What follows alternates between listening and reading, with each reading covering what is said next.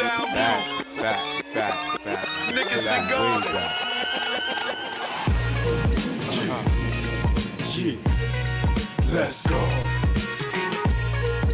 Choke, no joke. It's all the projects in the world. You ever been to a project barbecue? Yes, I have. Played the half. Extra hours for more cash. To go half on that coke and yak. Get to the block cause it get packed. Little babies, adults or crack. We feed them too, we don't pump like that. Plus it's like us, giving back. And they sales is the reason why we got so many packs of chicken. The hood not missing.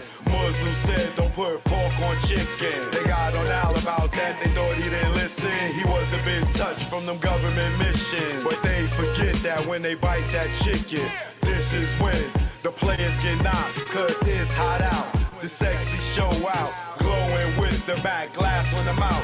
She see you with the next chick, then she dumb out. Hustlers dumb out, just for nothing. Bustin' for attention, just dumbin'. Cause we know y'all ain't bustin' nothing. You ever been to a project barbecue? Kids, sprinklers, deep thinkers, playing chess, hot heads on your left, blowing gas. My Puerto Ricans playing handball, Miguel and Heck on the court. Niggas wanna be like Mike. Life's a box of chocolates, you're riding a pipe, playing the bench. Kids on the fence, watch your po-po, chase Prince. Don't dismiss your brethren for dumb shit. Keep it gangster, no shit where you live. 12-1 right up in your crib. You never been nowhere, where else could you live? What's that? That's gangsta boo coming through, throwing it up, fucking his muffler up, scraping the concrete with Willie's so sweet. He got escorts by the chief of police from 233rd Laconia to Gun Hill Road. Got knocked in tell like Joe.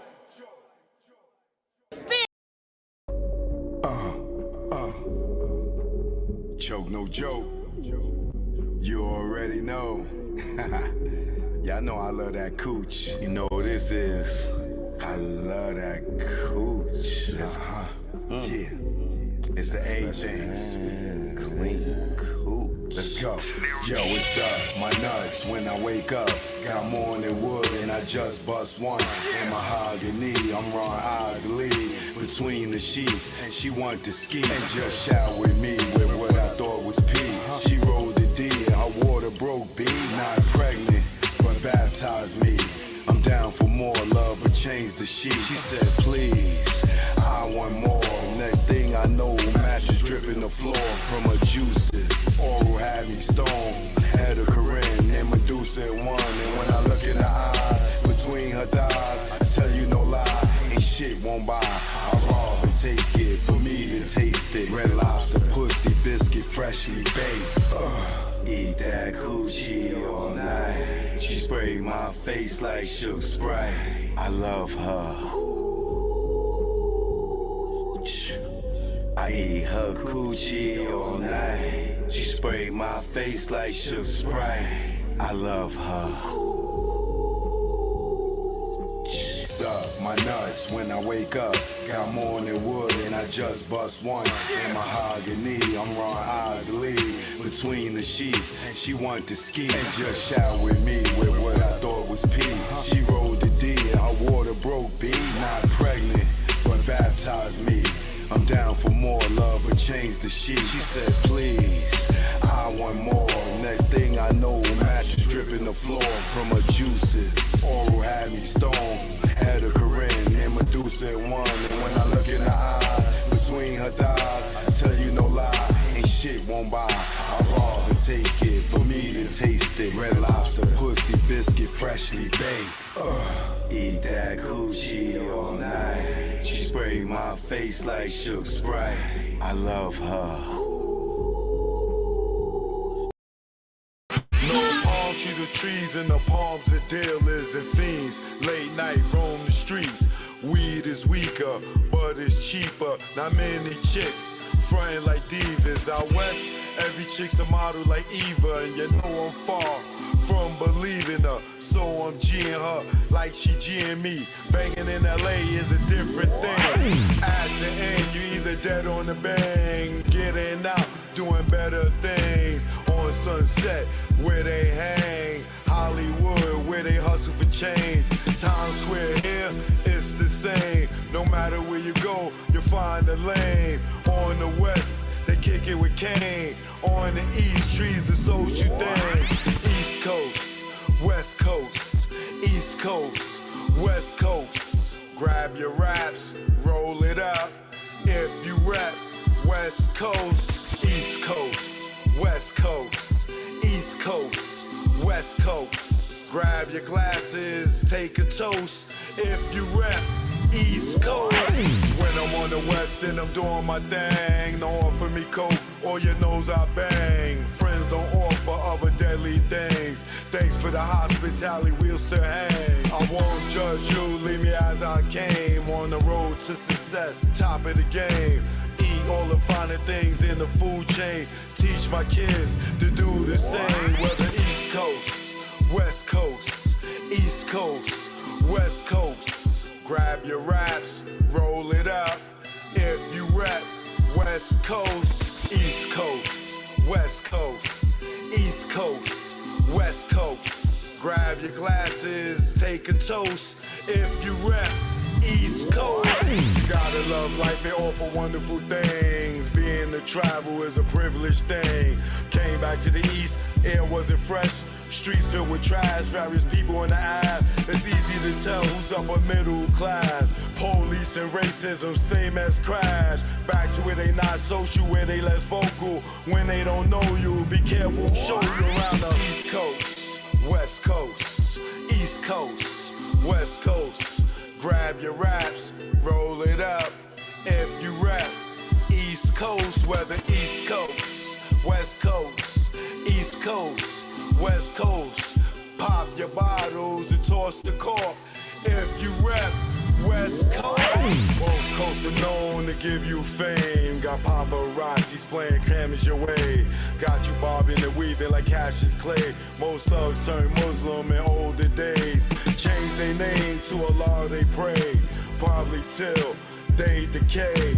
This go out to the east and west. For Big and Pac, y'all, let's connect. Whether East Coast, West Coast, East Coast, West Coast.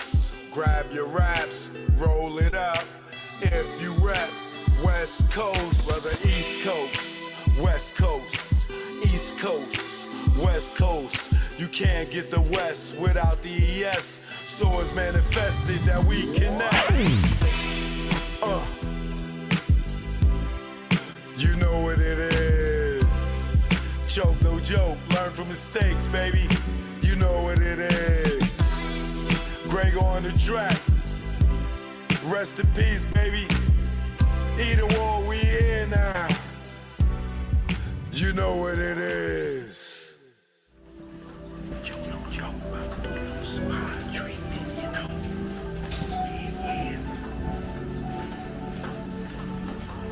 Choke, no joke, chicky choke, no joke. Choke, no joke, chicky choke, no joke. You know what it is. We here now. Yeah. Good evening, good evening. Good morning, good morning. Shout out to everybody on the West Coast. Good evening to y'all on the West Coast. Good morning to y'all over in Great Britain. Good midnight for my people over in the Eastern time zone.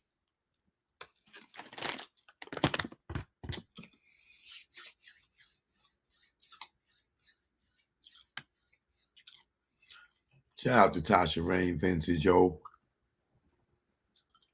Charlotte.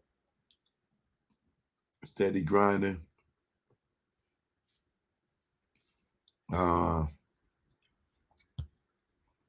Who else is in here? Dallas, Troy. Ronald Suggs, Black Market Ave, Asante Lucas.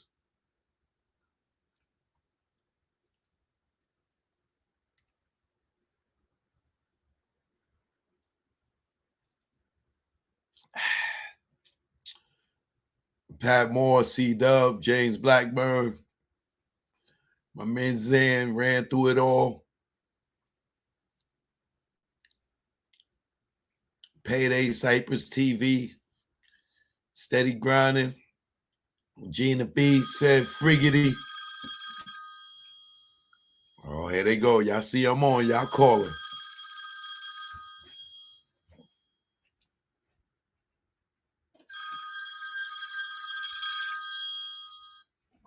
Call from in California. To accept, press 1. To send a voicemail, press 2. Hello there. Hi, Joe. Yes, ma'am. You're not doing a show right now, are you? Yes, ma'am. Yesterday was the first time I showed you had your number on the screen. And I figured when you release your number, that's when you're taking calls. And I tried to call 3 or 4 times, I couldn't get through.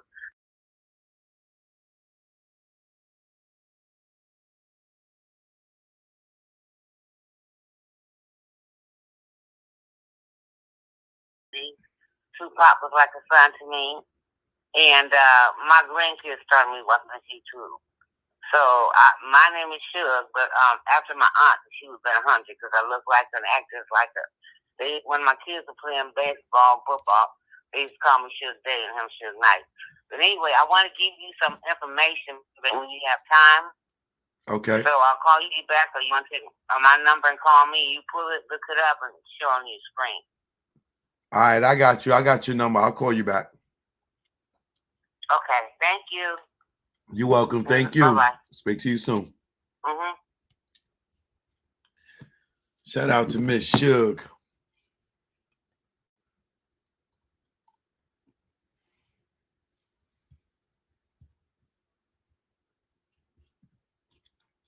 Dallas Troy, little something.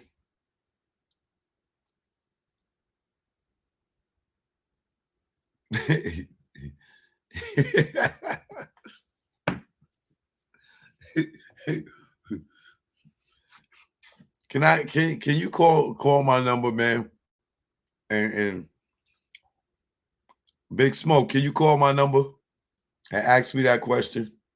Because it's gonna take too much to respond here.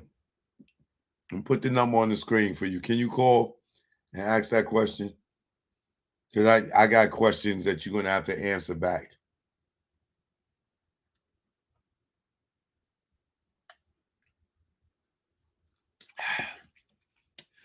Dallas Troy, thanks for the super chat.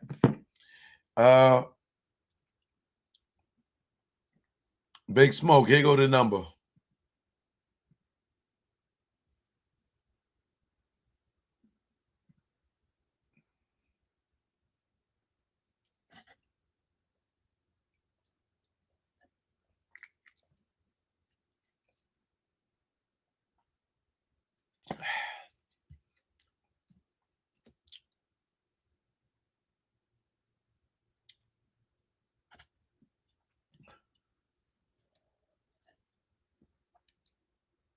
Love Angel, what up?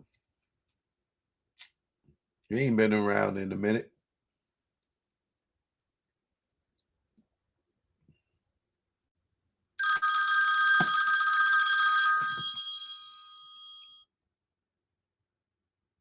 Call from. To accept, press 1. To send a voicemail, press 2.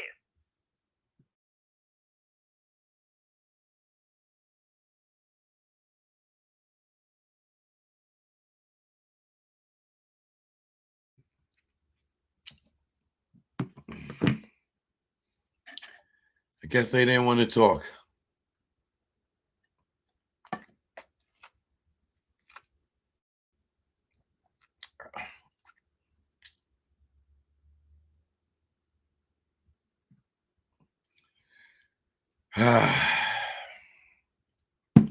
Big Smoke, you're not gonna call?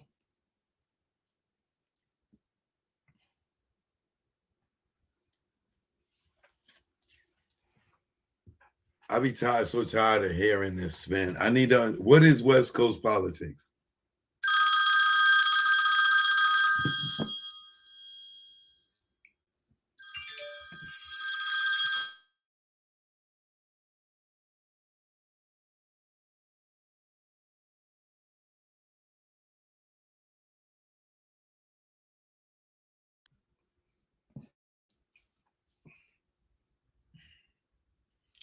You're not getting through.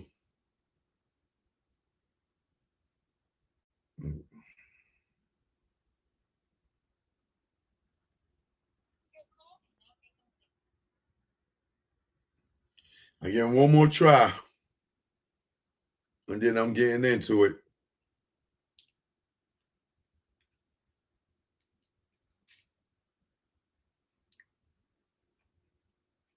Big Smoke. Oh, you can't call now. Oh, your mama said you can't use the phone past 10 o'clock. I told about y'all little kids getting on here. I told y'all about y'all little kids getting on here. You're going to get spanking and you get on that phone. Your phone is on mommy's dresser right now. I'm sure you probably at work or something, brother. I understand.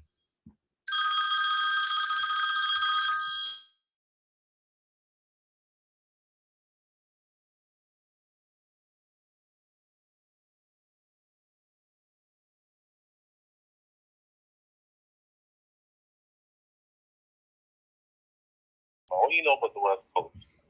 Wait, say that again? So why are you talking about West Coast politics? What do you know about West Coast? What's actually West Coast politics? Come on, man. Come on. Brother, I used to live on the West Coast. So explain to me what's West Coast politics. You need to keep it to New York, man. You need to keep it to New York. I don't live in New York. What are you talking about?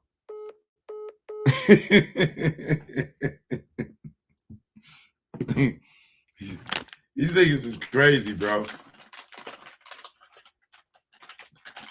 What the fuck is West Coast politics?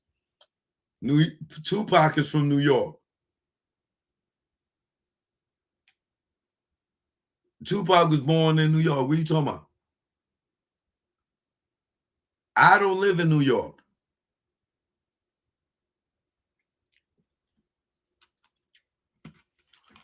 West Coast politics.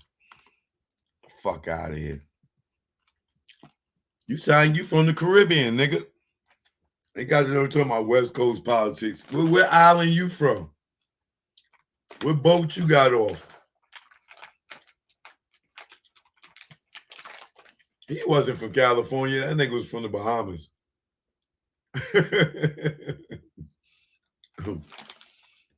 Let me take the number down. Because I ain't taking no more calls tonight.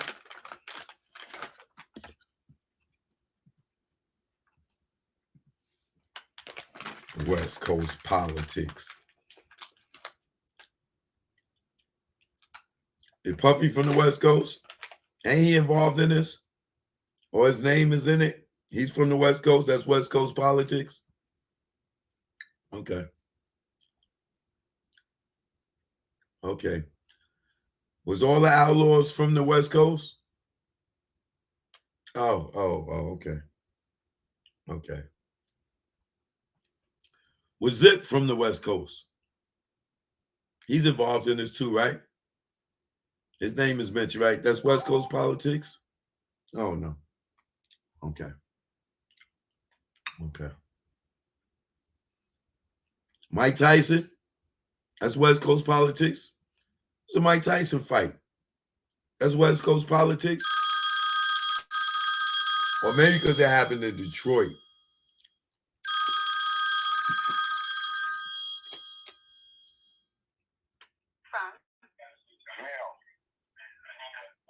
To accept, press 1. To send a voicemail.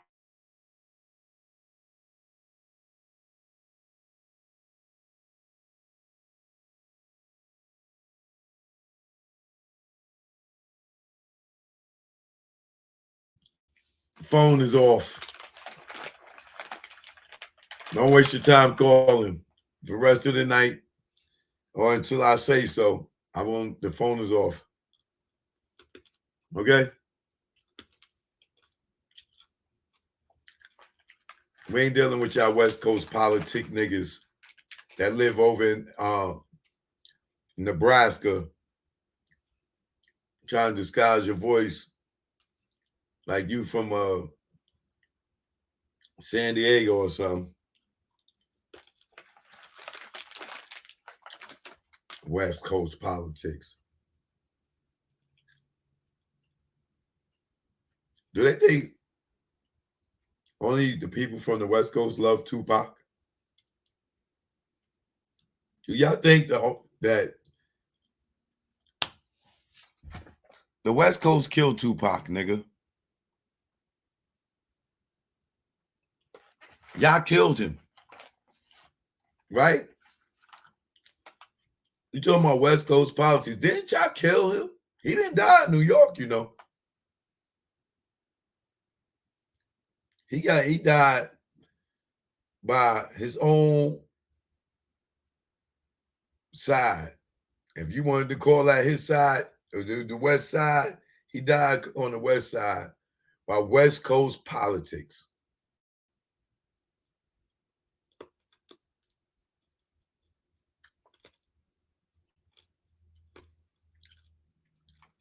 Tupac don't belong to the West Coast. Tupac belonged to the world. He superseded the West Coast. Okay? I know you love California love, and Brenda's got a baby and all that. But it ain't West Coast politics, my friend.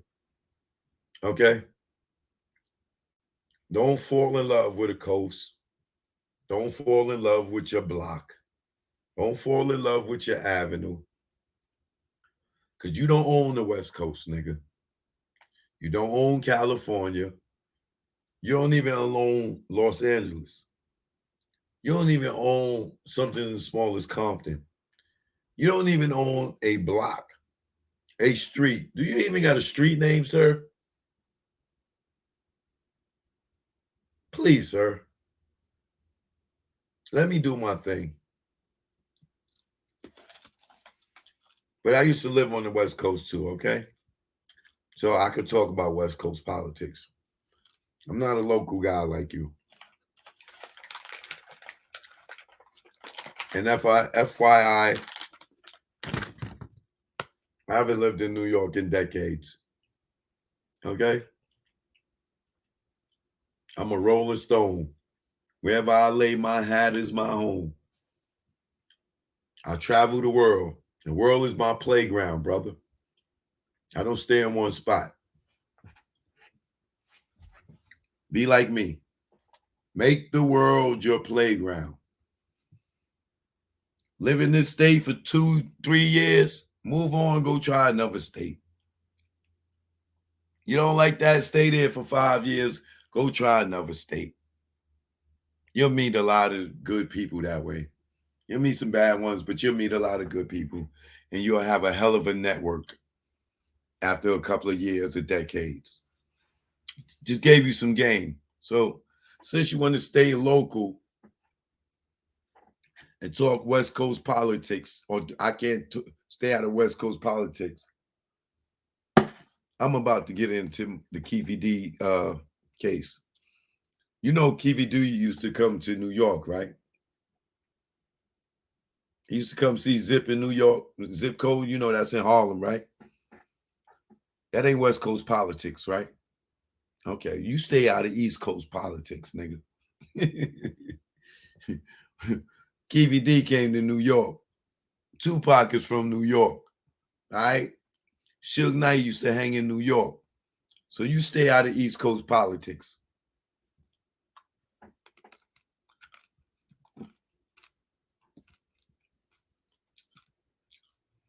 Tell him, Tony.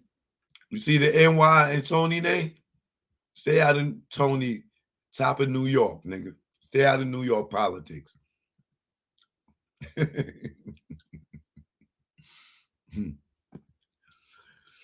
So I know this ain't my normal time to be on, but earlier I was busy. I was a little tired, a little exhausted. And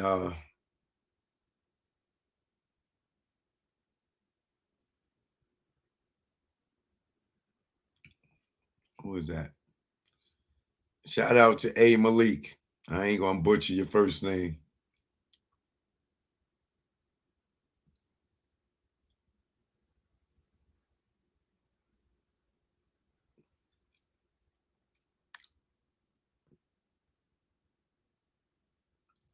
See Houston tapping in.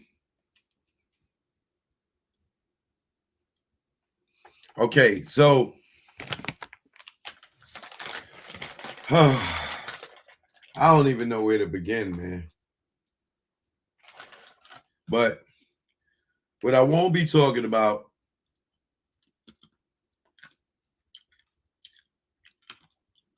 is Suge.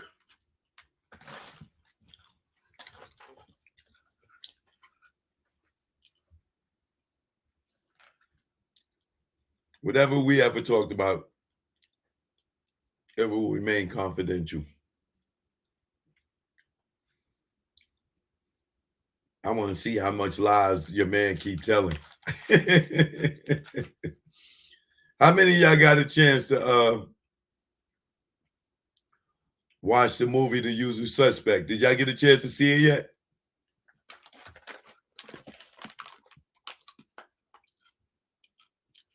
If you got to see The Usual Suspect for the first time, can you please type a 1 in the chat? If you watch The Usual Suspects for the first time,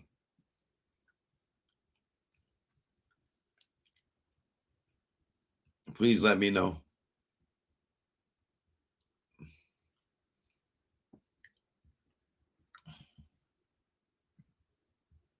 Y'all did. So okay, Tasha Rain, you watched it. Ronald watched it, ran through it all, watched it. Okay. Key Brown said they seen it 5 times. Yeah, the movie's old, but some of these people are young.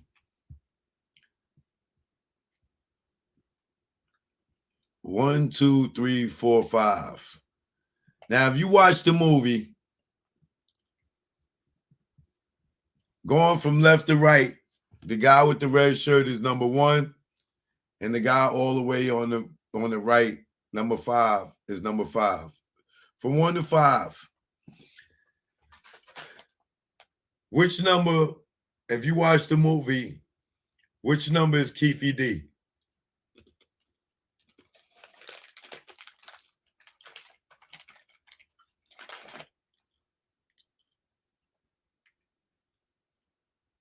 If you watch the movie, which number is Keefy D?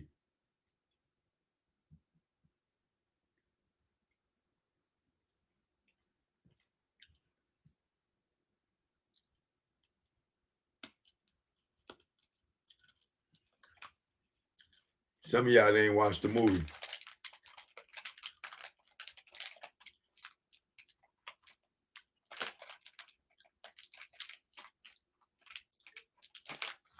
None of y'all got it right.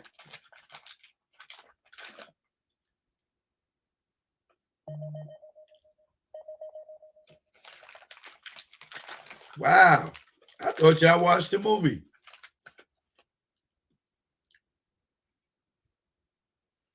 Ran through it all, got it. Keefy D would be number 3. Reggie would be what number?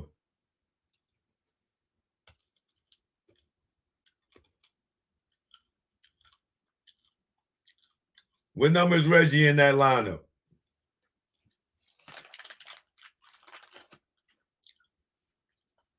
There we go. There go the right answer right there.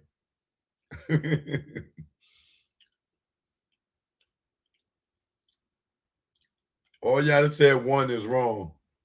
Reggie is number 5. Y'all need to go back and watch the movie.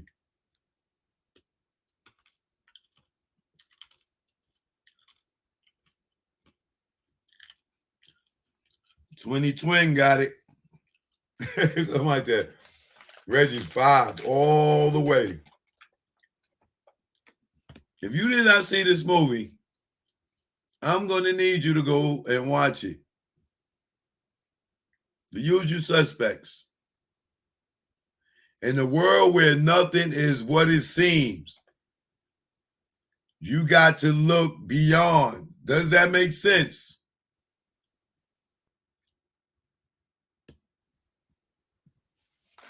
Does that make sense now?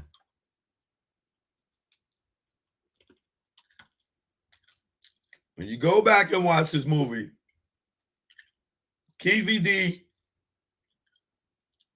is the guy in the middle. The guy holding his wrist is Reggie.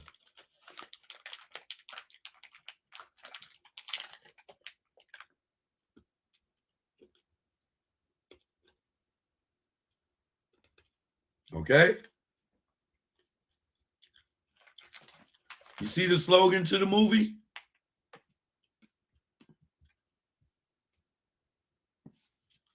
In a world where nothing is what it seems, you got to look beyond. Remember that.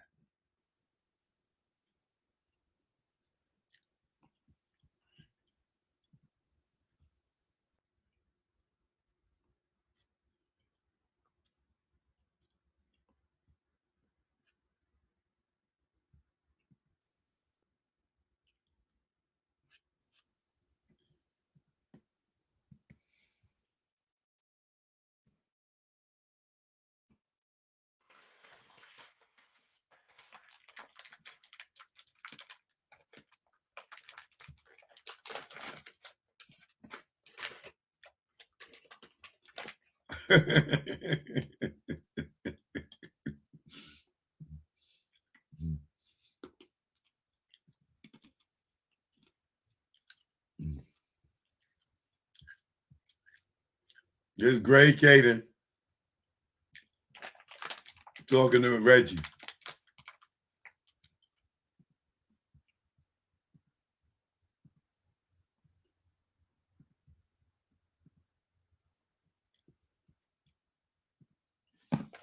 That's Gray Caden talking to Reggie right there.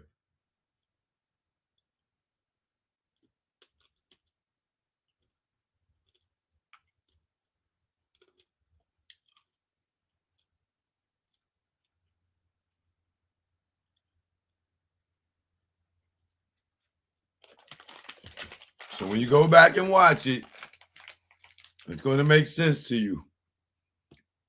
Right there, there's Gray Caden on the right. That's Reggie on the left.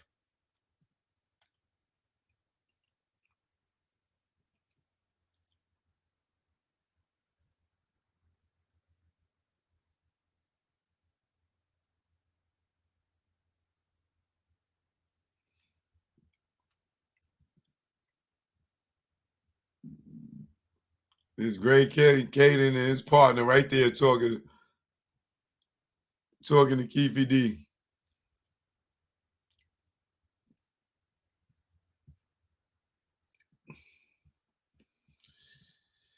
Now, the reason I say that, right,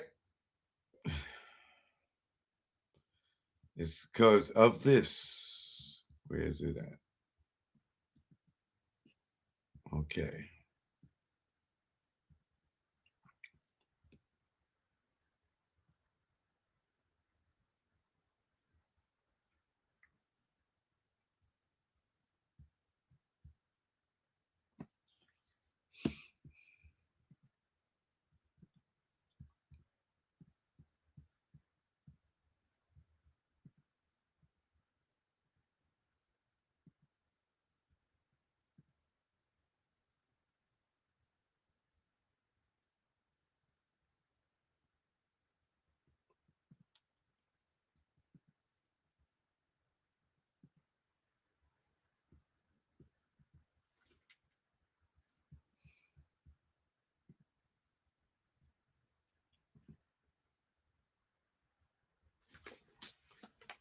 damn, I hate when it's like that. You know what? Fuck it. Now, this is why I say that. Now, I'm continuing from yesterday. This is the homicide detective in the gang unit that worked with Reggie's father.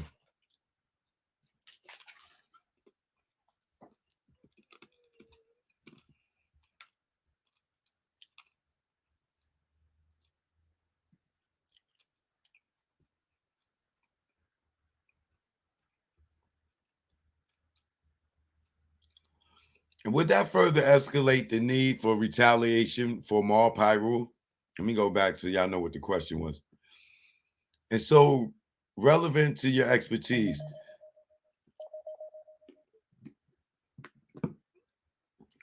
And so, relevant to your expertise, your understanding is that Trayvon Lane not only received a beatdown, but had a very prestigious item taken from him by the Southside Compton Crips. Yes. And would that further escalate the need for retaliation for the Mar Pyru? I don't know if it further escalated it, but it definitely would. There would definitely be some sort of retaliation for what they did. Okay. Now, you're aware of the shooting that occurred here on September 6, 1996. Y'all hear that, right? Okay. Now, are you aware of the shooting that occurred on September 6th of 1996? Let me see how smart y'all are. Do y'all know what he's talking about? Y'all know what shooting occurred here on September 6th of 1996? Y'all do know what we're talking about, right? Y'all following me?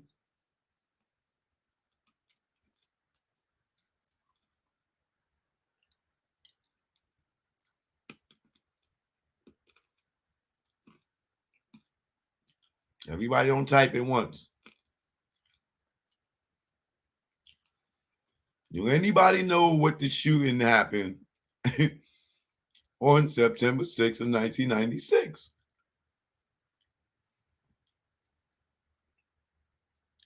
Well, there's a rapper named Tupac they talking about in Las Vegas. Thank you, y'all. Thank you. I told you it's late. Niggas is trying to watch this shit with one eye open. And y'all follow me. Well, you know, the day was the 6th probably, and then after the hours, it turned to the 7th. But technically, all y'all that say the 7th, you're right, but we're talking about Tupac, right? Now, I want y'all to keep in mind, I'm giving y'all a heads up on this in advance because I need you to understand what's going on here. Because what is Keefe D arrested for, right?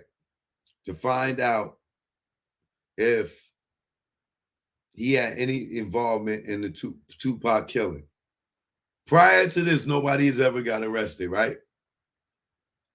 Prior to Gray Caden, publicly, nobody knew who killed Tupac, right? Even years after, nobody knew who killed Tupac, right?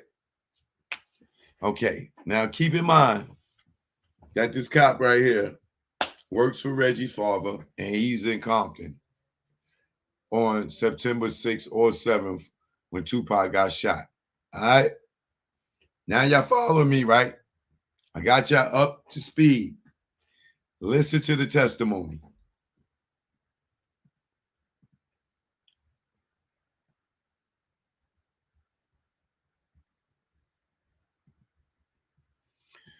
Okay, now, are you aware of the shooting that occurred here on September 6th of 1996? Yes. And how did you become aware of that shooting?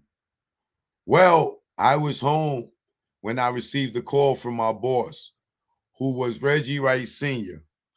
Now, Reggie Wright Jr., he was the head of security for Suge Knight, and his dad was our boss.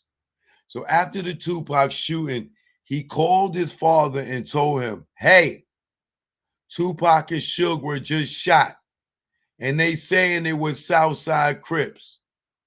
So in turn, Reggie Wright Sr. called us and said, hey, Suge Knight just got shot. Tupac also got shot. He's in critical condition. They're saying it's the Southside Crips. So get ready. It's coming back to Compton.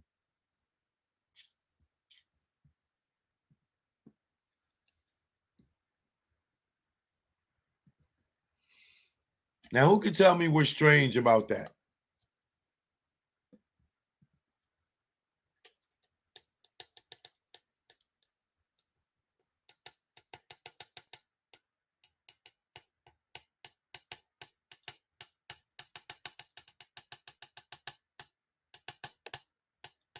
Anybody?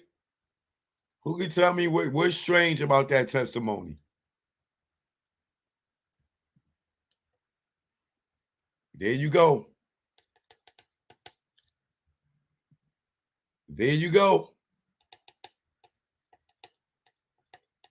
How could Reggie have called his father and told him who shot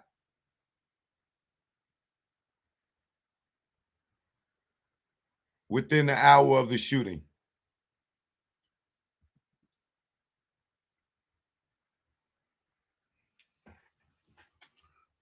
Are y'all with me?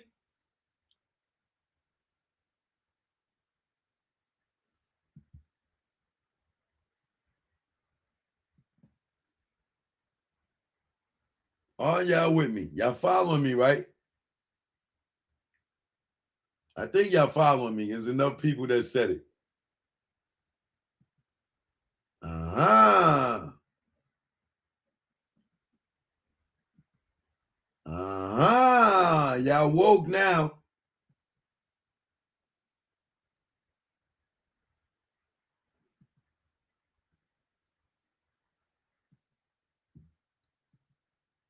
Now y'all woke.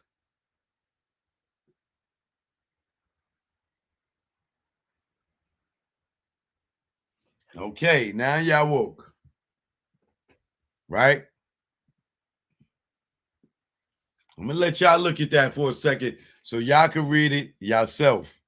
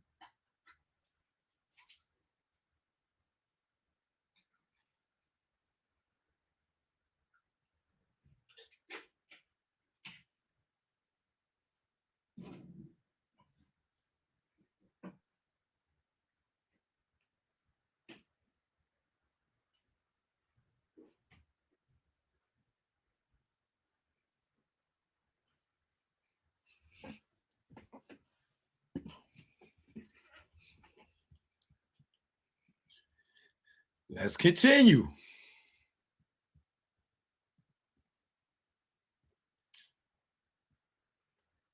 And just for the record, the statement that it's Southside Crips is for effect on listener to explain Mr. Last subsequent action. It's not being offered for the truth of the matter asserted.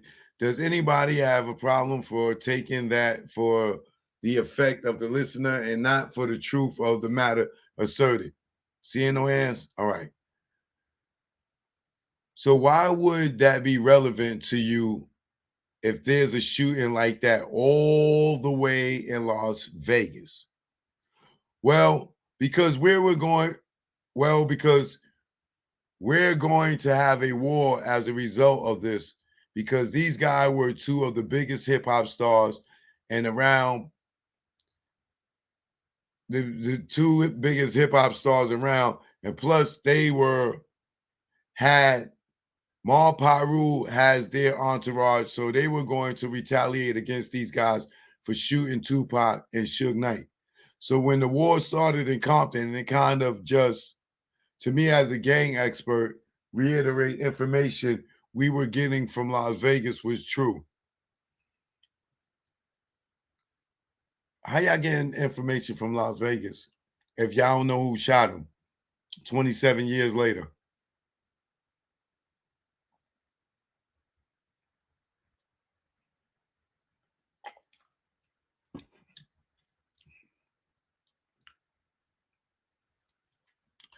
How y'all know y'all was gonna have a war as a result of this?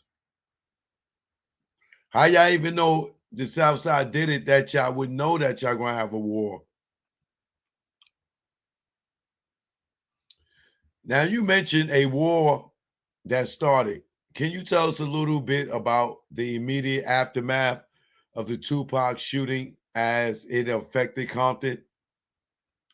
Well, 2 days after Tupac was shot, we had our first drive-by shooting, which one of the OGs from Southside Crips was shot in the back. And as he was going into the market, was shot in the back as he was going into the market. It was a mile away from their territory. But that was the first shooting of many. So in the next 10 days, we had 3 murders and 11 drive-by attempted murder shootings between Mal Paru and the Southside Crips.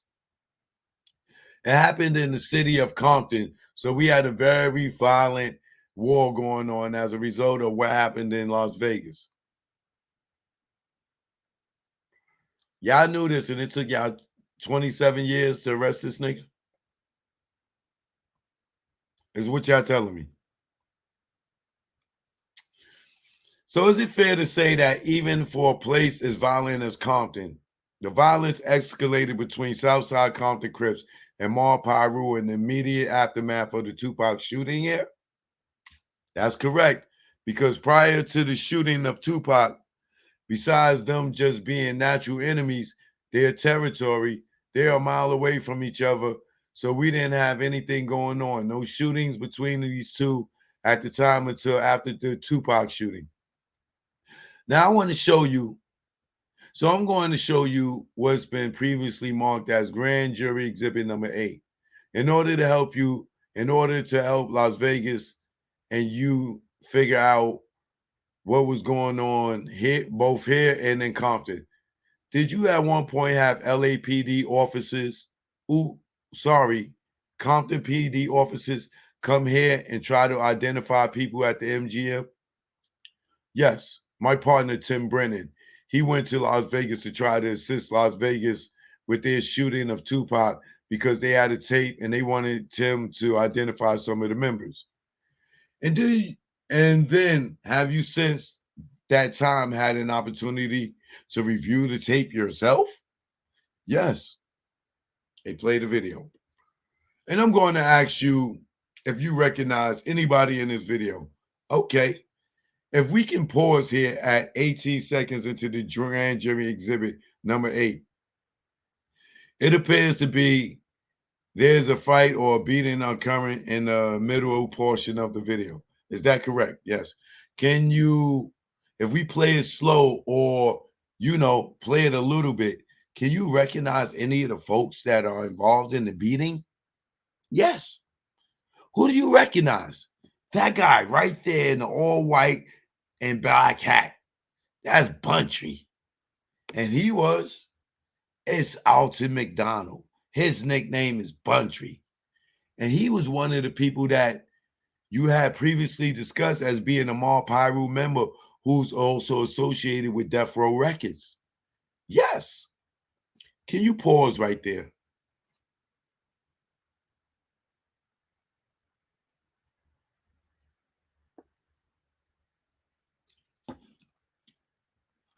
Oh, I just missed it. Sorry. Let me go back. Okay, pause. We're about 27 seconds into the video, about 25 seconds into the video. Is there anybody else that you recognize in the video? Yeah, the two people right there. The guy in the all black. Can I get up? Yes. This guy right here in the all black is Roger Williams, or Neckbone. He was one of the Mar Pyru bodyguards, like I explained before. And Suge Knight here in the all gray. If we can proceed.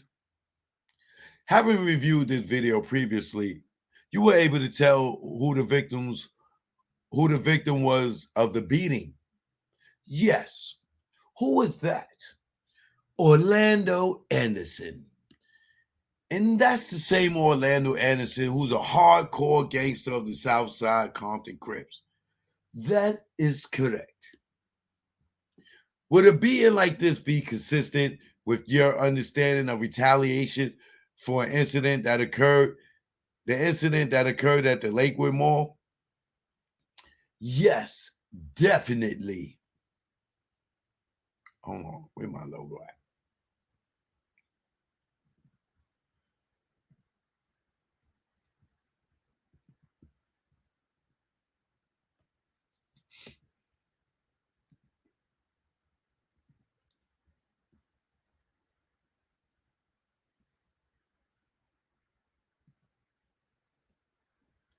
Sorry, that's the best I got.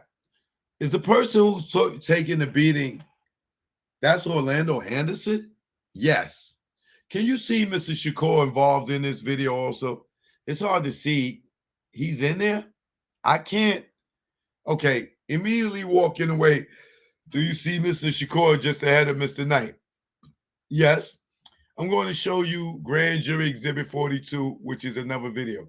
Does it appear in this video to be just subsequently after the last video that we saw?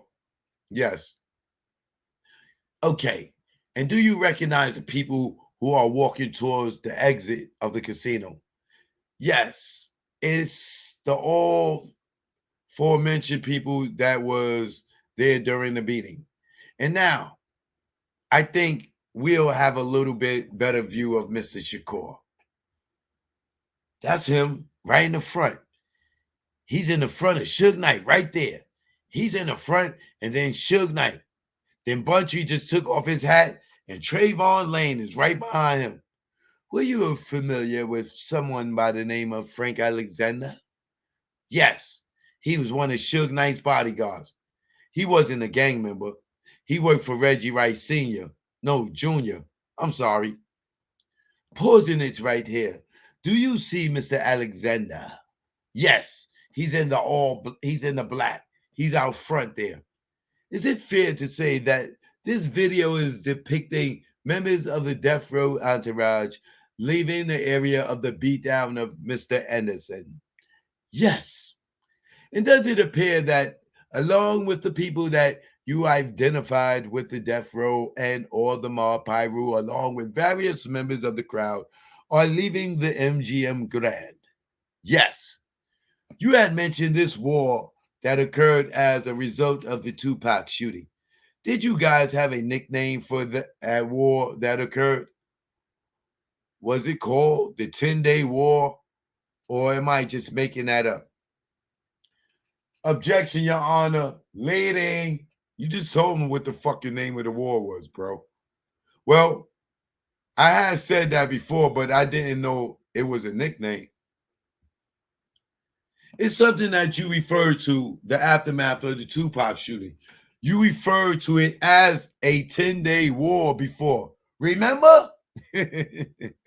Oh, yes. As a result of the shootings, you described the murders. You described that occurred between the Southside Compton Crips and the Mar Pyru immediately after the Tupac shooting. Did you guys, and by you guys, I mean the Compton Police Department, take any action to try to stop this? To try and stop this? Yeah. What we did is we put together a massive multi-gang search warrant, and we did this for several reasons.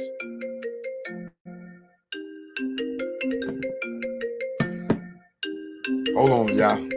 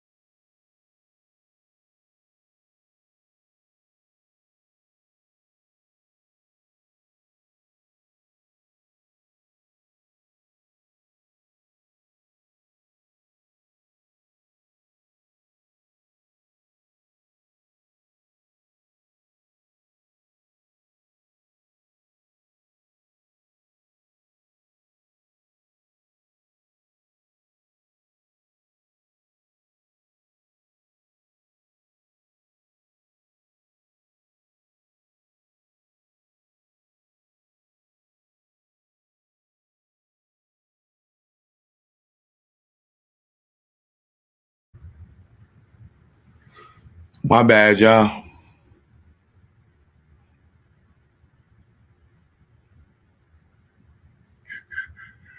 See.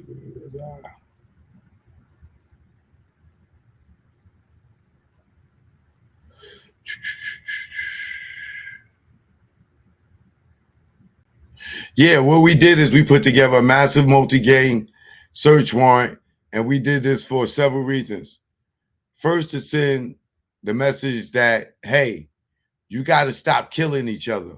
We wanted to put as many of them in jail as we could to try to stop the violence between the two gangs. And we did it also, and we did it to also try to help the Las Vegas PD with their investigation of Tupac. We served search warrants on 39 locations on both sides, the Mall Pyru and the Southside Crips. And we arrested many, many of them. Why would y'all arrest the Mall Pyrus if they was the victims?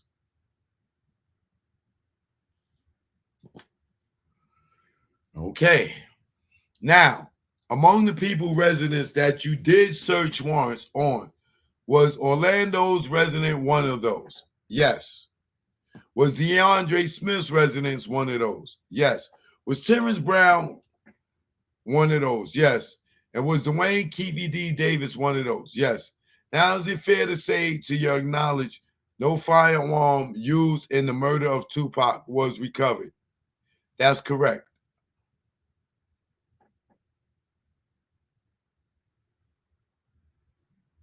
That's not correct.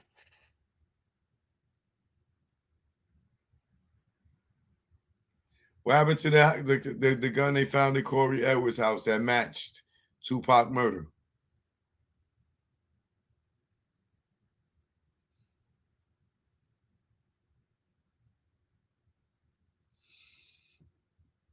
Okay. Now, is it fair to say, to your knowledge, no firearm used in the murder of Tupac was recovered? That's correct. Is it also fair to say that in 1997 you executed another search warrant on Mr. Davis' residence? In 97?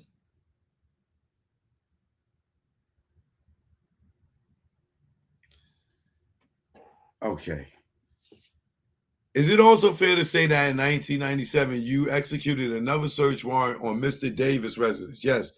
And in that 1997 residence, did you find and seize a bill or a request for payment from the Monte Carlo? Yes. And that's the Monte Carlo Hotel here in Las Vegas. Yes. And then and was the reason why you seized that because it was relevant to the Tupac murder investigation? Yes.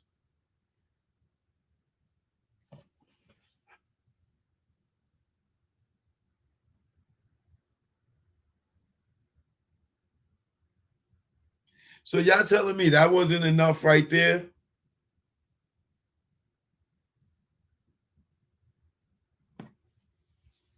So you telling me they raided Southside's house. The day of the shooting, Reggie calls father and tell him they did it. Even though all of us around the world been guessing, and it's been Orlando Anderson all these years, now all of a sudden it's Dre.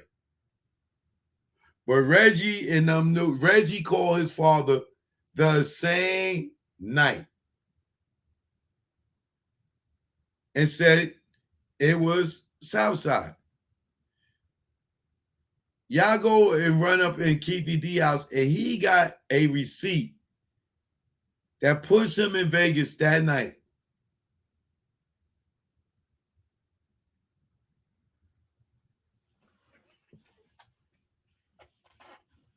And Reggie goes allegedly and tells Greg Caden that they did. No, it ain't no alleged because he said it. Reggie goes to tell them that Southside did it when they approach him to kill Biggie because they ain't get paid for the hit on Tupac. But Reggie called his father the same night, not even an hour later. It says Southside did it. Y'all go and run up in these niggas' house. Keefy D got the receipt that puts him in Vegas. Reggie sends Greg Caden to Keefy D. Keefy D confesses because Greg Caden said, we know everything that happened. We got everything. Shh. Here go the diagram. Here go the car. Shield car was here. You was here. Da, da, da, da, da, da, da. Now we don't know how. Oh, well, Reggie must have told Greg Caden this, right?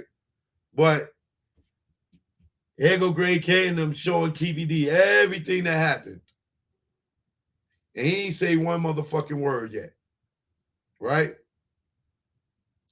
So Greg Caden could give him the whole play on how everything happened, the shooting, the cars pulled up, the cars here, right?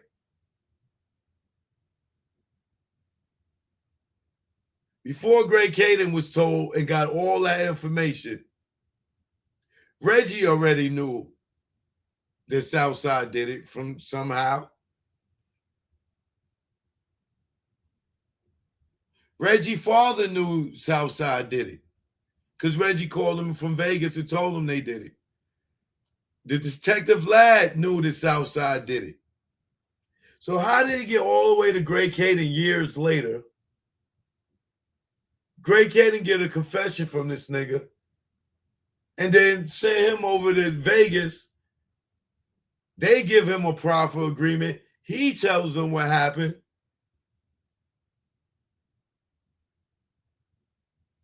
And then they arrest him 27 years later after Reggie knew the day of, his father knew the day of, Detective Ladd knew the day of. They done went to, Reggie done sent Greg Caden at Keefy D. They even set him up with drugs, with Dirty Rock and everything just to make him tell the truth and confess. And he tells them, whatever he agrees to whatever they got on the board, today's story, and it's whatever they say, he agreed with it. And he's in jail now. When they knew since 97.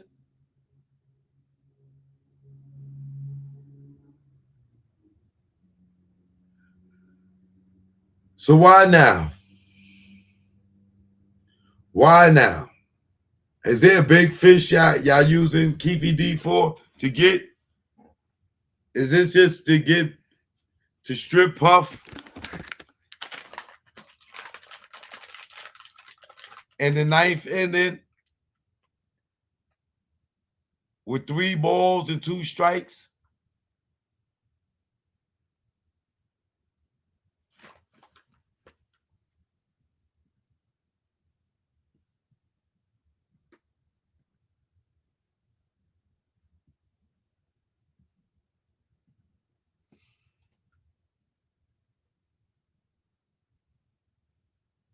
And would the only way that be relevant to the Tupac investigation is because it showed that Mr. Davis was here in Las Vegas during the time of the murder of Tupac Shakur?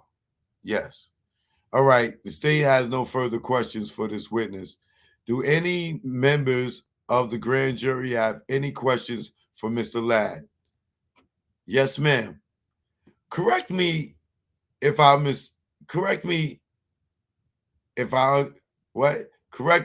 understood this right. You said the night of the Tupac shooting, you got a call from your boss that there had been a shooting here in Las Vegas? Yes. But his son had called him and told him that there was a shooting here in Las Vegas. Was his son a gang member? Yes, that's what I would like to know, juror. How could his son know that if he wasn't a gang member?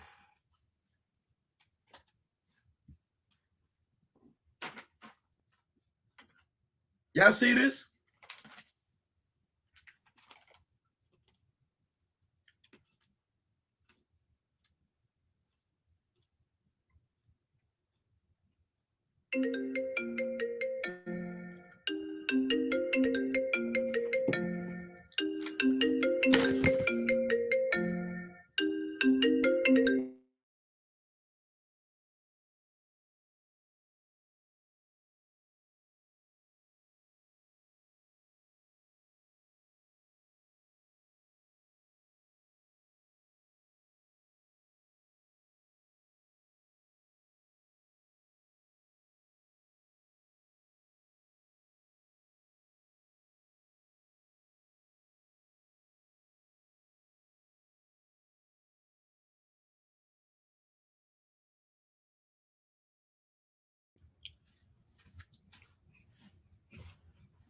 Nobody's sleeping tonight for some reason.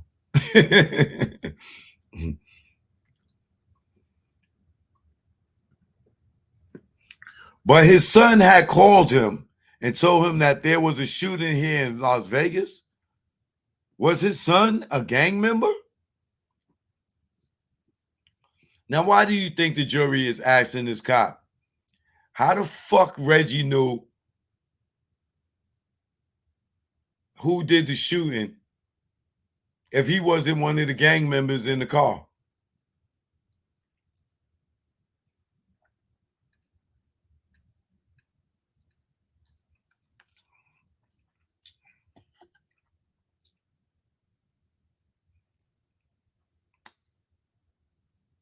Are y'all getting that? I hope somebody getting that.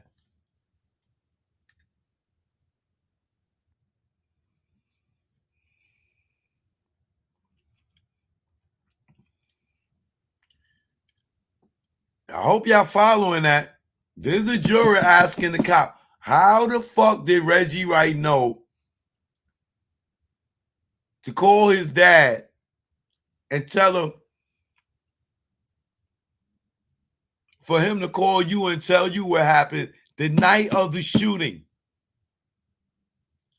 Unless his son is a gang member.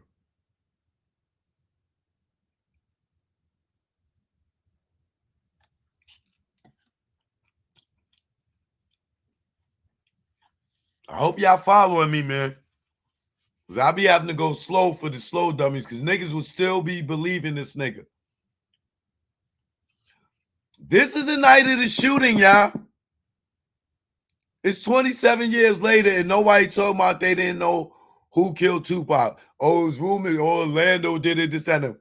Reggie called his father within the hour of these niggas shot and told him who did it.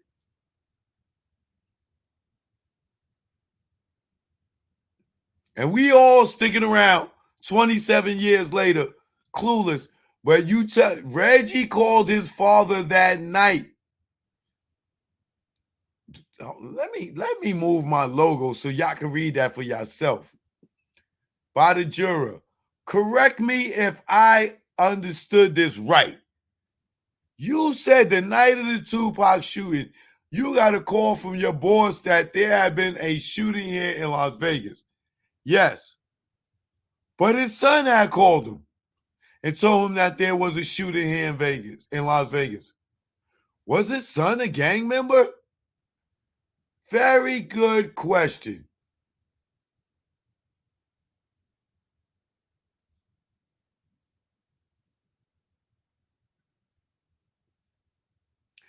No, he was actually a police officer for the city of Compton.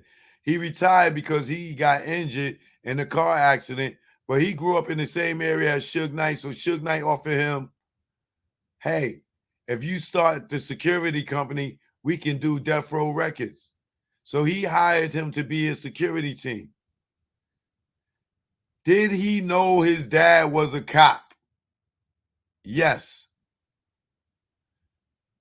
Mr. The prosecutor, let me clean it up a little bit. So there's a person by the name of Reggie Wright Sr. Are you familiar with him? Yes.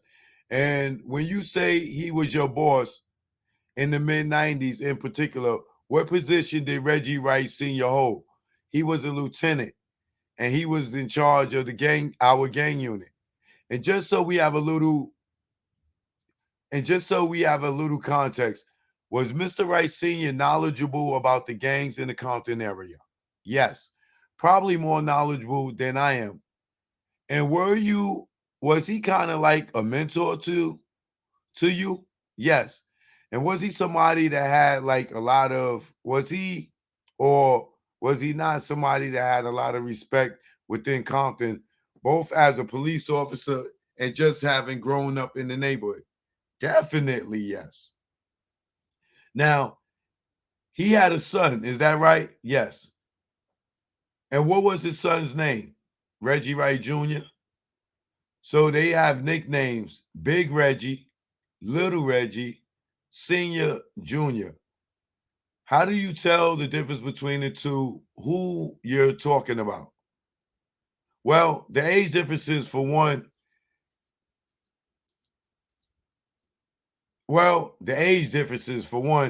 And they did call him Junie, like for Junior.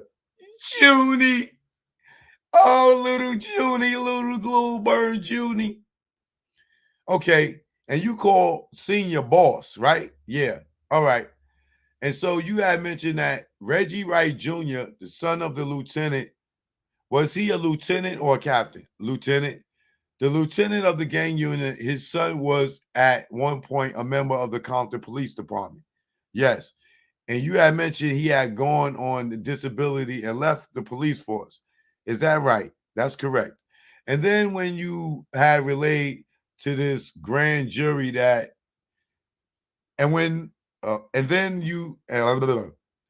what you had relayed to this grand jury is that Reggie Wright Sr., your boss, told you his son had relayed to him that the Southside Crips may be involved in the shooting of Tupac. Correct.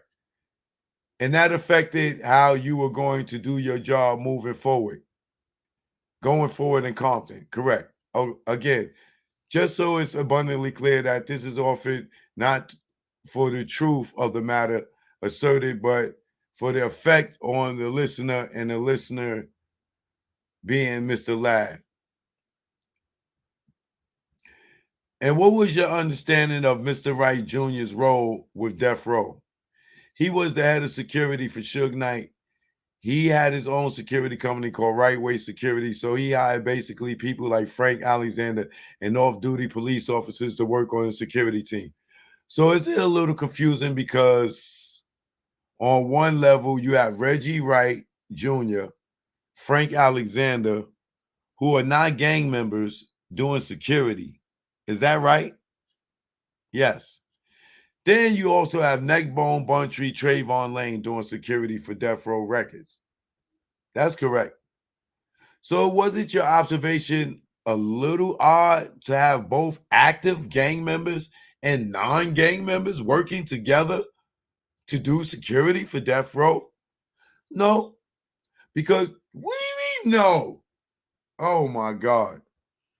No, because Reggie Wright Jr., the head of security, he could be armed, so he's allowed to carry firearms, where even though the entourage probably did, but they did it illegally, they're not supposed to have a firearm. So when they show up at a place like the MGM and all that, they can't bring firearms into the place. So, but Reggie could. But Reggie could. So yes, yes, ma'am. Yeah, but Reggie wasn't there. God damn it.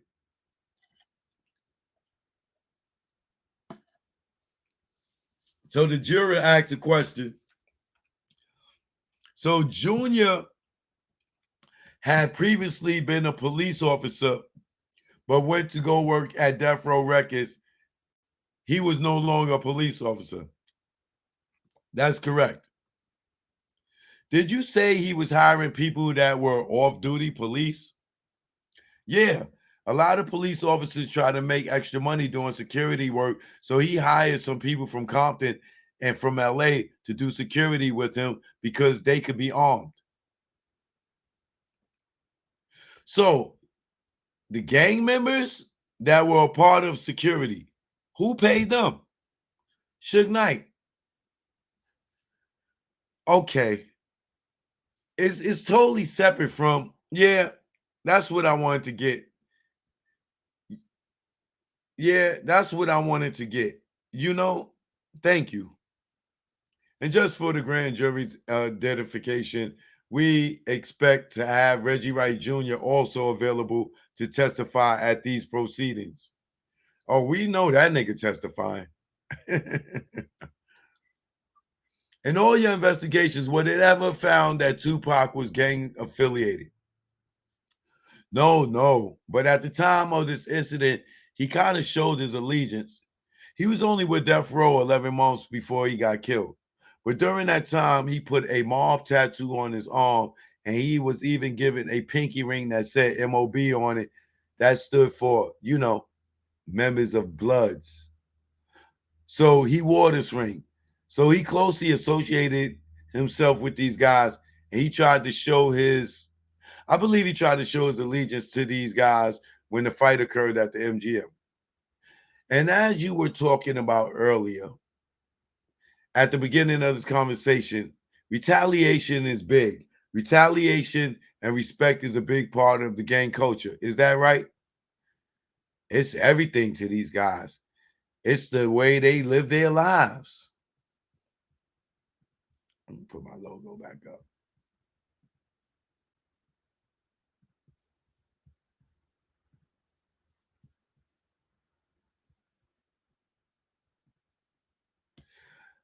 And so with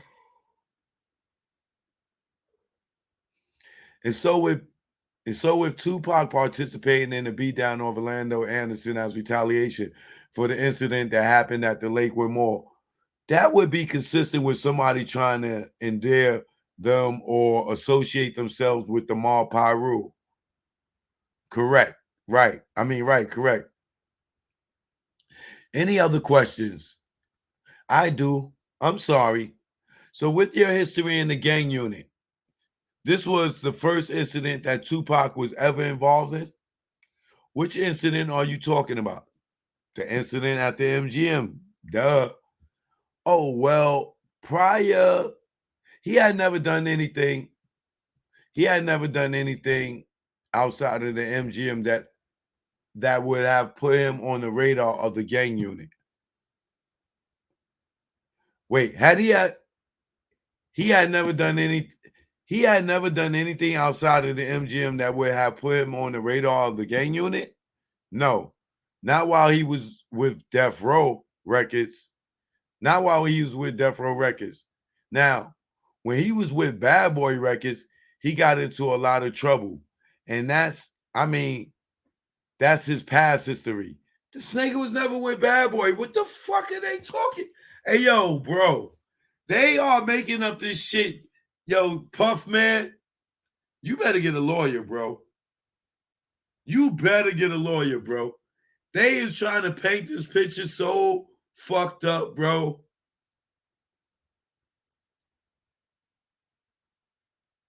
But when he was with Deathrow Records, there was nothing that came to us about him doing anything illegal. And again, your jurisdiction is 10 square miles of Compton, right? That's correct. So Mr. Shakur may have had other troubles or other issues. Excuse me. But in terms of your knowledge and expertise, it's regarding particularly the 10 square miles, but going beyond that as well regarding Bloods and Crips. Correct. You said it was several months after the issue at the mall before the retaliation occurred. Is that common that so many months would go by before they retaliated? Yo, these niggas is just trying to paint this picture, bro. Like, oh my God, man. This is like giving an alley-oop to Shaq, bro. The way they trying to railroad Keefy D, they just giving this alley-oop to Shaq, bro, on the 4-foot rim. You said it was several months after the issue at the mall before the retaliation occurred. Is that common that so many months would go by before they retaliated? It's not common, but these guys had. It's not common, but these guys had, you know, being in Suge's entourage, they are busy because they are always going places with them. So maybe they're not in the neighborhood like they would normally be. So if they were in the neighborhood all of the time, they probably would have been some sort of retaliation. But they are always going somewhere with Deathrow Records as a security team. So this was just an opportunity. Hey, they saw this guy at the MGM. Hey, that's the guy that tried to take my chain. They beat him down. Is it fair to say that it was opportunistic or opportunistic retaliation? Yes. Any more questions? I do have one more. It's okay. So, was Tupac the target of the shooting? Obviously, he got killed that night. He was the target, but he was never initiated into any said gang that you know of. No. I mean, he just happened to be the target because he was the big guy. Well, he was involved in the beatdown. He was the first guy that ran up onto Orlando and started punching him. So, I mean, that's okay. I believe, based on my expertise, that's why they went after him and Suge Knight. Okay. This nigga's an expert on what niggas do. Well, he's just an expert on what gang niggas do. Like, you don't know what, like, every gang nigga don't act the same. Them niggas could have, man, listen, this is crazy, bro. This shit's an alley-oop to Shaq on a 1-foot rim.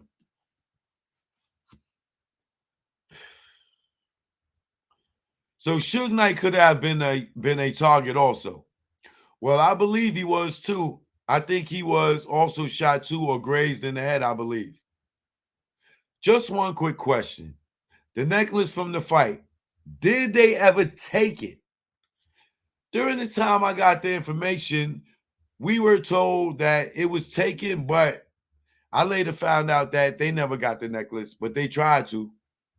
Is it fair to say that there's a lot of dispute whether or not that chain was actually taken or not taken? Yes. Okay. No other questions. By Lord of these proceedings, blah, blah, blah, blah, blah, blah, blah. Do you understand? Yes. Thank you. Blah, blah, blah.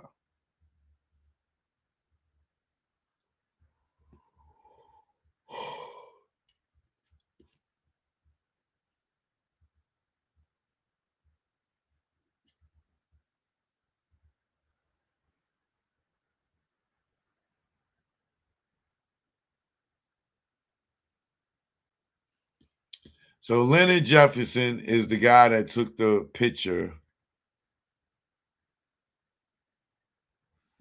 The last picture of Tupac, I believe.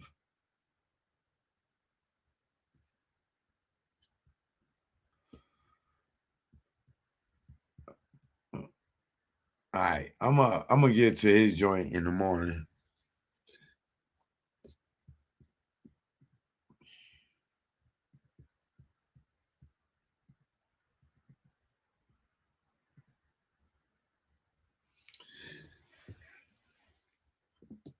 I need y'all to help me make sense of this.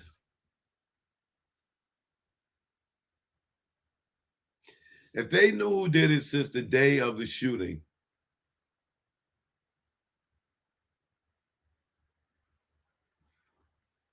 what was so valuable?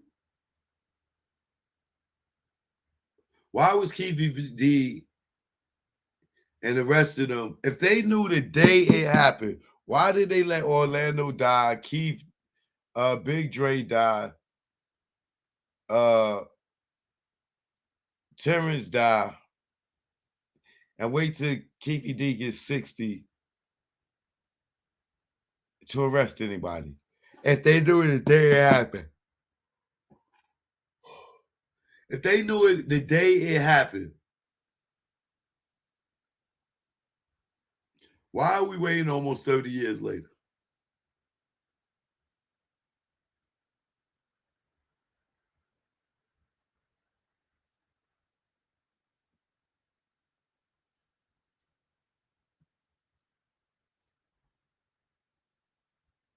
They raided Keefe D house. They had a receipt that put him in Vegas.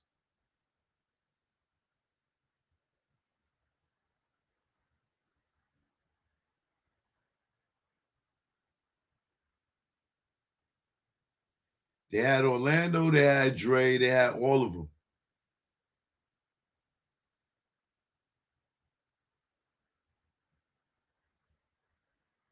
And if they knew it then, the day of, why did Greg Kane and them have to set Keefe D up just to question him?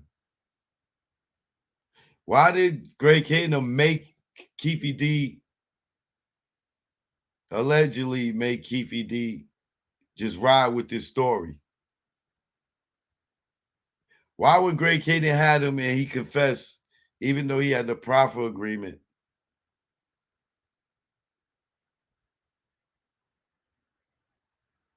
Why even when he went to Vegas, they gave him a proffer agreement, but y'all locking him up now for the murder, but y'all questioned him back in the day. Greg Kane sent him to y'all. He confessed back then, but y'all gave him a proffer for the day. Why is Keefe D was so important back then, and why are they throwing his ass away now?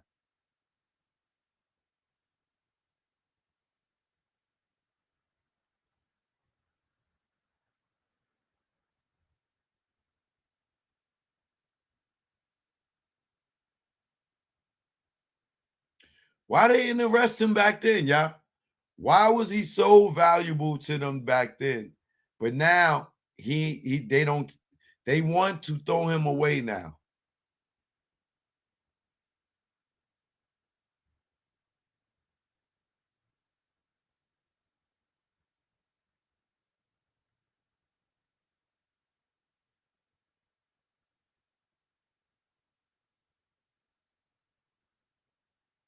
I'm gonna have to sleep on this one.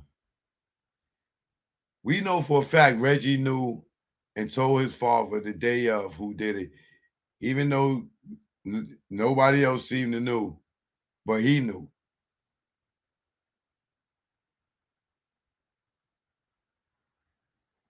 And he knew, and he was able to tell everything to Greg Kane, for Greg Kane to go to Keefe D and tell him the whole story. Where the fuck Reggie was at? Sitting on the fucking roof somewhere with some binoculars?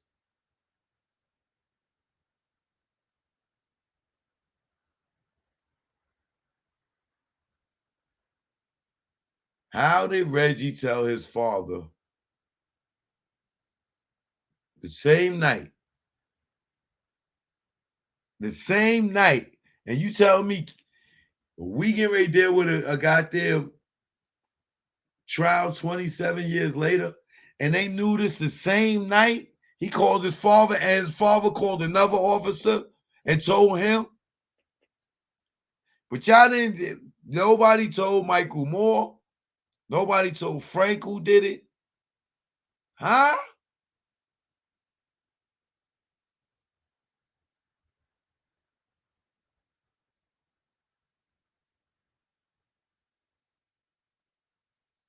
Suge ain't set this up. Suge did not set this up. That nigga's clueless to a bunch of shit. Trust me when I tell you. Suge was the target.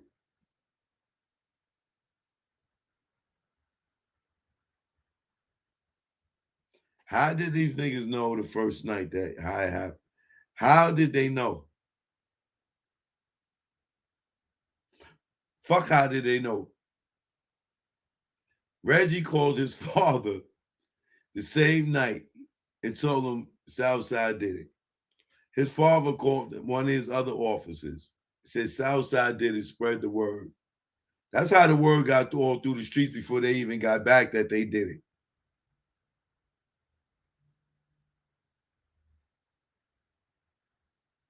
Why didn't they fucking arrest him, bro?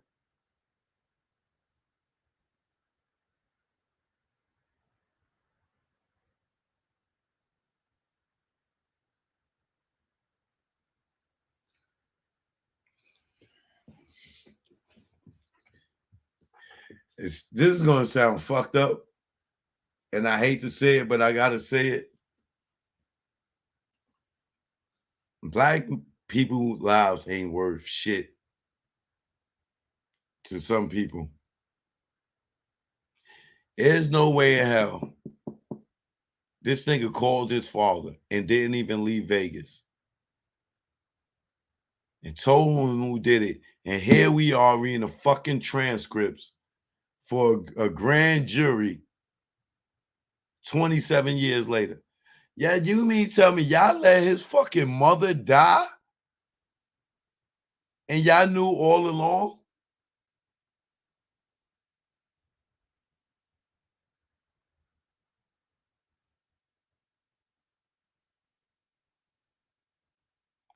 Y'all let his mother die.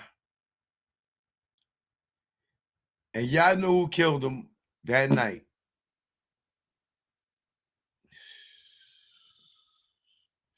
I hope Mo Preem and his sister is watching this.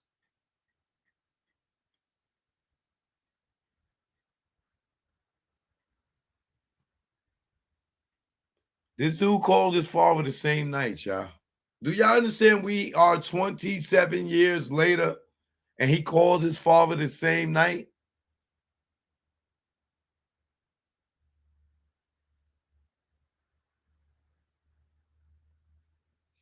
And y'all tell, if you go watch The Usual Suspects, tell me this nigga is not verbal. Jesus Christ, this nigga, yo.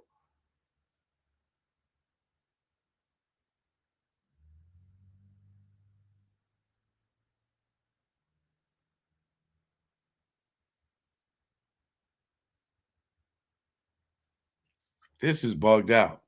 This is bugged out, bro.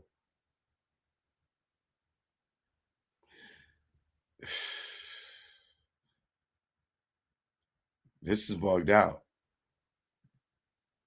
This is bugged out.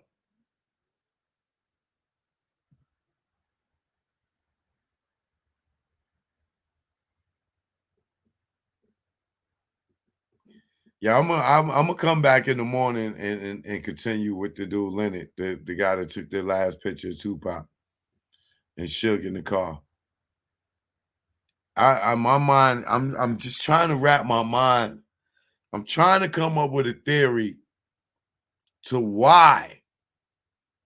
Or we do here 27 years later, and Reggie called his father the same night and told him what happened. Or who did it. And clearly he was right, because look where we at. The same person he called told his father did it is now locked up 27 years later. Why did it take so long?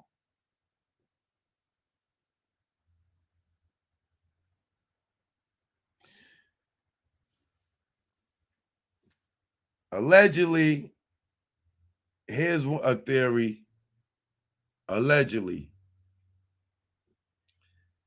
did Reggie allegedly hire Southside to kill Tupac and Suge, and then turn around and rat them out?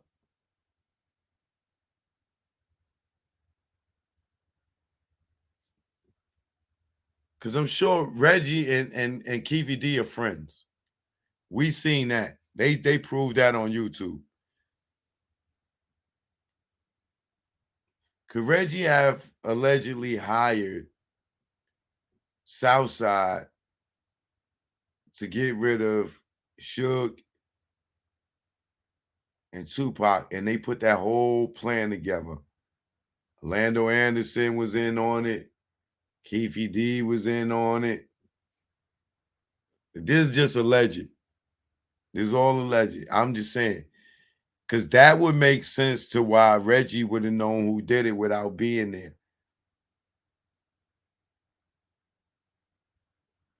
It would make sense to why Reggie wasn't around. Because he would have knew something was getting ready to go down. Because even after the fight, Reggie should have had his ass on Tupac and them. And Suge. He should have been there, making sure, like, nigga, a drama just happened, and you ain't nowhere to be found.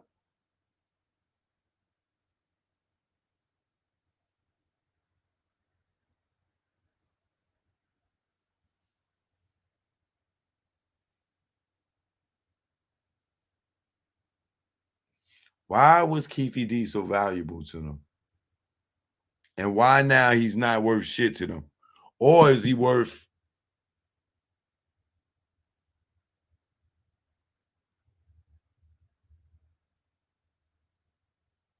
Is he valuable into taking Puff down?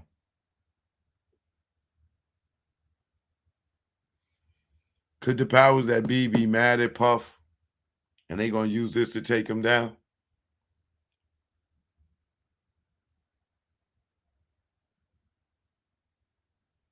How the fuck Reggie knew that an hour, not even an hour after the shooting, and was able to call his father and tell him? And then Keefy D and them. Wow.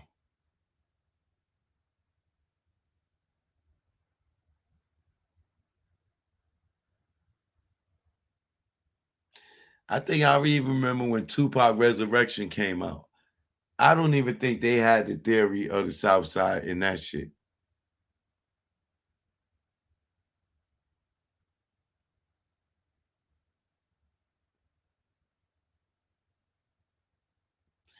Tupac Records Resurrection, that shit ain't nowhere near the truth now that I think about it.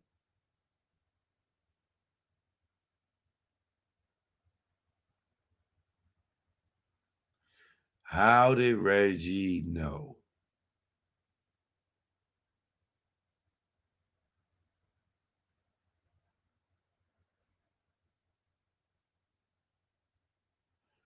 This nigga said Reggie just guessed right.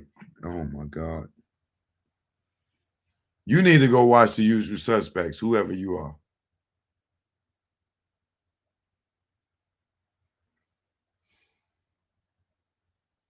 I'm about to sleep on this one. I'm gonna have a theory tomorrow. Right now, I can only think that fucking they was in cahoots with each other, and allegedly, and now Reggie is throwing Keefy D under the bus.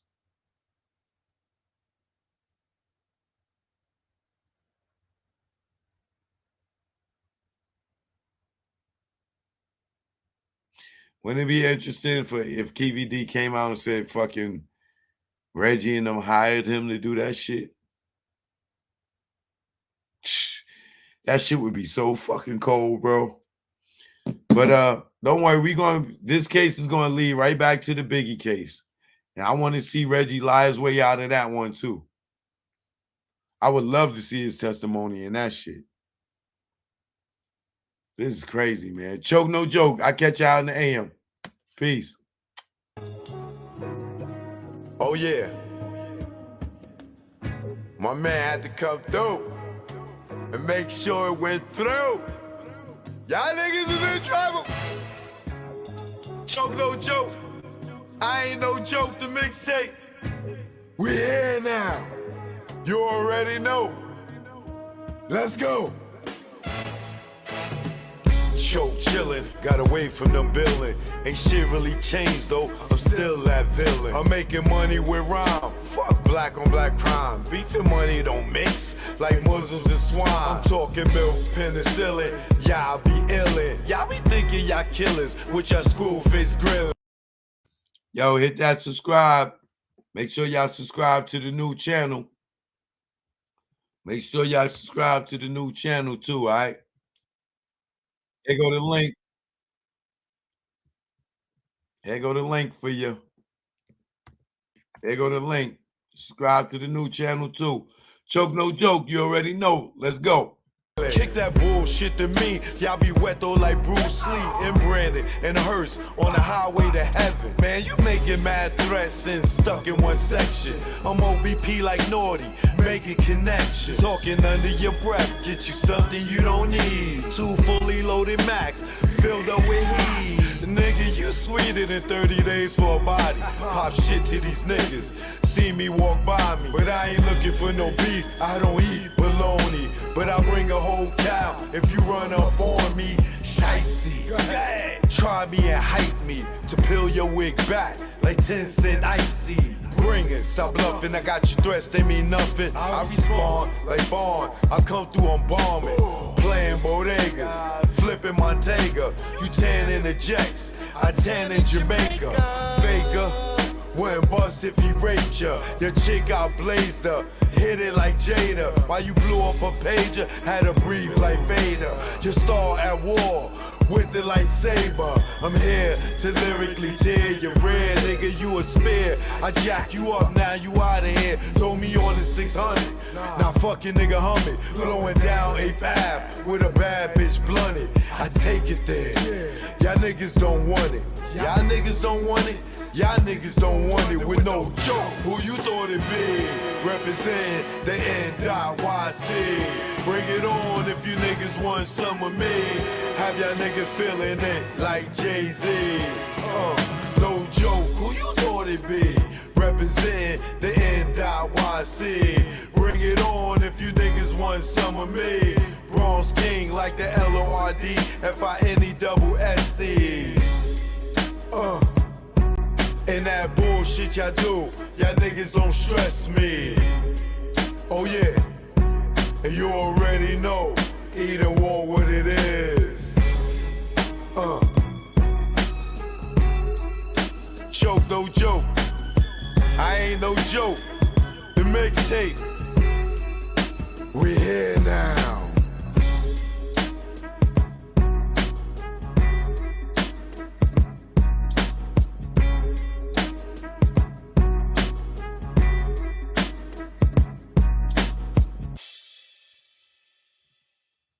Man, how did Reggie know? I am wrecking my brain. This nigga called his daddy. This nigga called his daddy and told him before this nigga even got to the hospital. What is going on, bro? What is going on? I don't get it, bro. Oh my God, I don't get it. Hi. No joke out here in DR. My man Delvin, see him? Yeah. In Dominican Republic. All right? Yeah. We here. Yeah. Choke no joke. Primo, you ain't want to give me no beat, so I'm stealing one. Take it personal. You know you my guy, Primo, love you. You gonna give me a beat after this one. I never thought that you would cry me, go against me. and backstab. Third eye is strong, word is bond. Put you on the fakes, and now you won. I gave you support, and you play me. For those who play with butt, yeah, I'm talking Breakfast Club, Revolt, whatever. All I know is birds of a feather. Hang with those that they hate. Once the realness, now you fake, and I see through you. What you gon' do when they book you and your Duke shoot? I know you think I'm expose you. This ain't no threat, take it personal. Choke no joke. 2023, it's on me. You hear me? 2023 is on me. They say why I don't come around the game, cause all y'all dudes undercover gay, and I don't play those fucking games. Yo, stop the track, I'm fucking Slay. Rest in peace, K Slay, man. Let's get to the next one.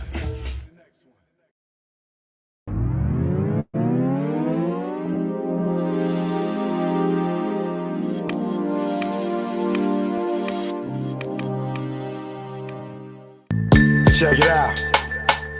Choke no joke. Learn from mistakes. DJ S&S the Great. It ain't no telling you be a first time felon. No telling when you be a first time felon. It ain't no telling you be a first time felon. No telling when you be a first time felon. Best day of my life, no sleep all night. Broke day for weeks, my cash was right. My capo tight, take our loot, unite. 23-hour shifts had us elude like Mike. Cash lovely, yeah, Dougie. How could this day get so ugly? Wifey bout to pop like some bubbly. Yo, doodles now most, you really bug me. Felt like a star, cop first car. Get up with the guard, what it is, baby paw. You about to cop a van, get up with our mans. Before we reached our low spot, toes blam. Underwear, what happened? Discussing the clapping. It wasn't loud, ain't shit gonna happen. Me being stupid instead of getting it moving. This nigga kept chefing like the woo one. Then we heard a knock, no one knew of this spot. 6 niggas in the spot, 6 niggas not. Ain't no telling you be a first time felon. No telling when you be a first time felon. It ain't no telling you be a first time felon. No telling when you be a first time felon.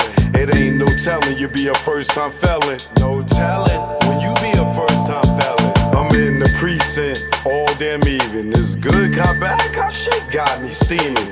No, I was caught, I ain't give a fuck. Had jokes like the usual suspects line up. Book times up, came back fuck. Shirt wrinkled up, my pigs roughed me up. Time's up, heard them clink of the cuffs. Niggas was so deep they had to call on the bus. Everybody that checks outside waiting on us like ghetto celebs. Our cells ain't plush. 5 in the book and gave a whooping. He never forget, they gotta be split. Up in the courtroom, they cause it ruckus. Everybody that checks waiting on us. Try to bail us out, that thought got thrown out. Bill one so high, I couldn't bear half a nigga out. Hopped out, that's what first fell in the bow. Back on the bus, Rikers the row. Wifey in the courtroom crying out. We love y'all with tears running in their mouth. It ain't no telling you be a first time felon. No telling when you be a first time felon. It ain't no telling you be a first time felon. No telling when you be a first time felon. Choke no joke, learn from mistakes. Keep chasing that paper, you gonna catch a case. DJ S&S the Great.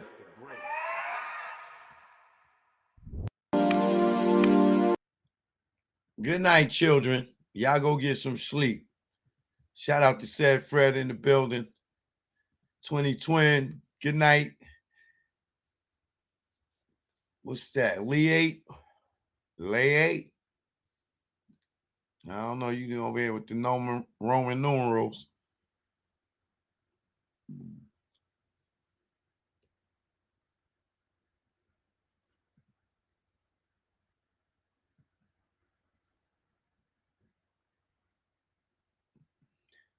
Y'all still going. All right. Well, look. Good night. I'll see y'all in the morning, man. Brother needs some rest. Make sure y'all subscribe. Choke no joke, you already know. For those who hit my phone, I will hit you back tomorrow. All right? Shout out to Miss Suge. I will hit you back tomorrow too, all right? You already know. Choke no joke. Holla back, Ronnie Stacks. You know what it is. Woo, woo. I'm out, man. Peace.